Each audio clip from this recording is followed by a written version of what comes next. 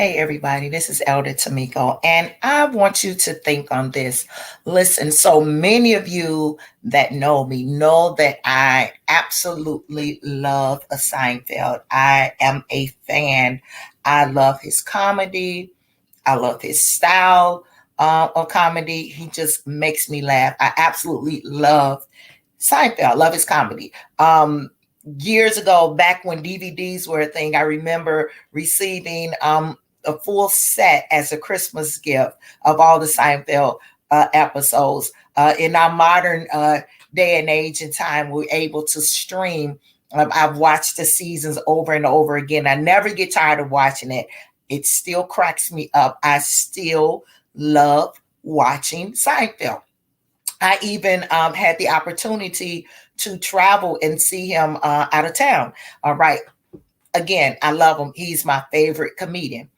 And so naturally, of course, when I heard he was coming into town, I just heard about it. I had to make preparations to attend. And so I want you to stick with me for a moment. I heard about in the summer, I heard that he would be coming into town in the fall. And so at that time, I began to prepare myself so I can go to this performance, purchase the tickets. Tickets were not cheap. They were not cheap, but I purchased the tickets. I prepared myself for it, looked up the information, purchased my tickets, knowing that it wasn't happening then, but it was happening. And I knew what I would be in store for, right? So I prepared myself in the summer for something that I knew was coming in the fall because it was what I wanted to see. You know, for many of us, if it's something you're into, something that you enjoy, I don't care what it is, no one has to convince you or coerce you, right, to do something or to indulge in something that you enjoy, right? If it's something you have an appetite for, no one has to convince you to try something that you enjoy. No one has to convince you to go to a place and do the things that you enjoy, right? Because it's what you enjoy. It's what you're into, right? So needless to say, as I say, I made the preparations. So the day comes, I'm excited and looking forward to seeing it. Knew that there would be traffic. So again, I was prepared for it. We made the preparations to be there and get there on time. You know, I wanted to eat dinner before I hadn't tried this place. The food was so-so. It was okay. But we ate and was able to enjoy dinner. Let's say it was a meal. The bill came. It was slightly expensive, but again, we were prepared for it. Prepared for it, right? And so went on in to enjoy the show, right? There were other comedians on, and I enjoyed that comedy as well. But I mainly came to see Seinfeld. And so I absolutely enjoyed the show. I absolutely got what I came there for, which was entertainment. I came there to be able to receive laughs. So I had great company. It was a great show to me. I laughed. I enjoy what he does. Now, needless to say, does Seinfeld know me personally? Absolutely not. Does he know I support him? I'm a fan? Absolutely not. Does he know everyone that was in that audience personally? Absolutely not. But what I can pretty much guarantee is that he knows he was created to do what he does. Does everyone enjoy his comedy? No. Does everyone even know who Jerry Seinfeld is? No. But I believe he knows he was created to laugh and to make people laugh.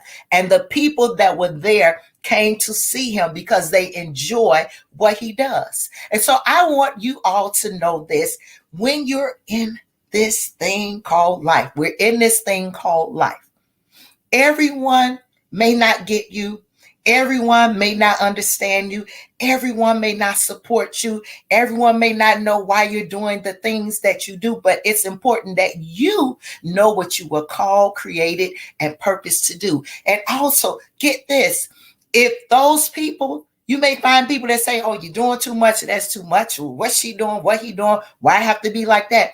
Guess what? That's not your audience. Those are not your people. That does not mean you need to change what it is that you're doing. Sometimes you need to change who you're doing it for. So know that if you're too much for some people, those aren't your people. But you cannot be discouraged. You cannot change course. You cannot continue to do the things that you know that you were created to do, right? So again, that's if you're in purpose, if you're walking in purpose, you know your call.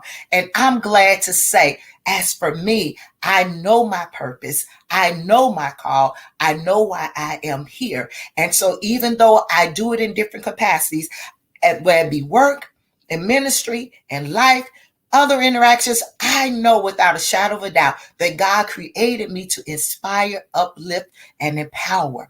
And I'm allowed to do that in different avenues. And so I want you all to know you cannot afford to quit and give off the path that God has designed and created you for. And you all know this is something that I say because I believe it wholeheartedly. Somewhere, someone is looking for exactly what it is that you have to offer.